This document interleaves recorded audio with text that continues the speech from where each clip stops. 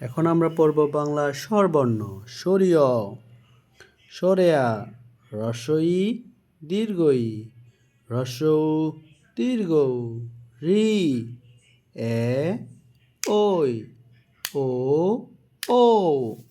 আমরা আবার পড়ছি সরিয়, সরেয়া, রস্বই দীর্ঘই, হ্রস্বউ দীর্ঘউ, রি, এ, ওই, ও, ও।